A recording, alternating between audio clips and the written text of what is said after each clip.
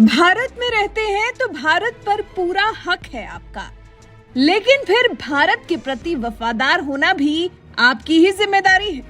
ये सीख दी है गुजरात हाईकोर्ट ने उस पार्टी के नेता को जिसके पुराने अध्यक्ष विदेशी धरती पर जाकर भारत के बारे में उलझुल बातें करते हैं, अपने देश की ही मिट्टी को विदेशों में जाकर बदनाम करते हैं। जी, देश की सबसे पुरानी पार्टी कांग्रेस के ही नेता को गुजरात हाईकोर्ट ने ये बहुत ही बड़ा और देशभक्ति से ओतप्रोत पाठ पढ़ाया है।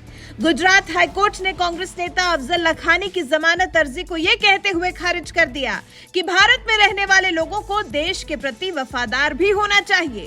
कांग्रेस नेता अफजल लखानी पर भारत के खिलाफ और पाकिस्तान समर्थित फेसबुक पोस्ट करने और पीएम मोदी और उनकी मां हीराबेन के लिए आपत्तिजनक टिप्पणी करने का आरोप है।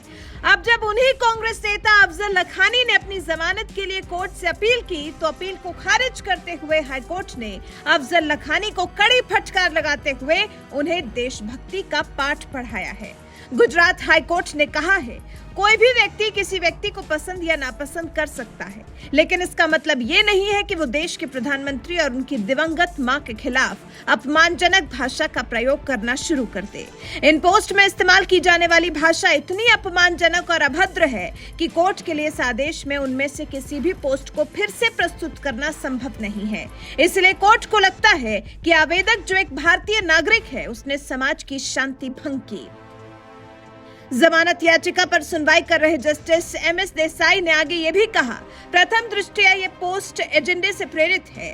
अगर ऐसे व्यक्ति को जमानत दी जाती है तो इस बात की संभावना है कि वो फर्जी आईडी बनाकर फिर से इस तरह का अपराध कर सकता है। इसी आधार पर कोर्ट ने कांग्रेस नेता लखानी को जमानत देने से साफ इनकार कर दिया। लखानी के खिलाफ गुजरात पुलिस ने चार्जशीट दायर की है। चार्जशीट के अनुसार अपनी नकली पहचान बनाकर 18 फेसबुक पेज संचालित करने का लखानी पर आरोप है। फेसबुक पेज पर उसने भारत विरोधी सामग्री बनाकर पोस्ट की। पोस्ट प्रकृति में सांप्रदायिक है।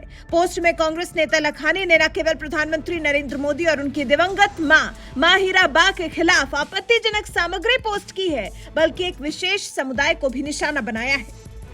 गुजरात सरकार की तरफ से पैरवी कर रहे वकील ने लखानी पर यह भी आरोप लगाया कि लखानी ने अपने फेसबुक पोस्ट में स्पष्ट सामग्री पोस्ट की और पाकिस्तान को कई फोन किए।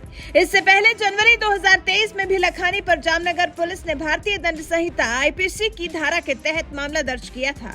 वैसे कोर्ट ने जिस तरह से अफजल लखानी को पाठ पढ़ाया है, जिस तरह से अफजल लखानी को देशभक्ति की भावना समझाई है, जिस तरह से बताया है कि अगर देश पर अपना अधिकार जमाते हो तो देश से वफादारी निभाने का जिम्मा भी तुम्हारा ही है, और अगर ऐसा नहीं करोगे, देश विरोधी काम करोगे, तो फिर जगह कहां होगी। ये तो जमानत याचिका खारिज होने के बाद कांग्रेस नेता अफजल लखानी अच्छी तरह से समझ ही गए होंगे।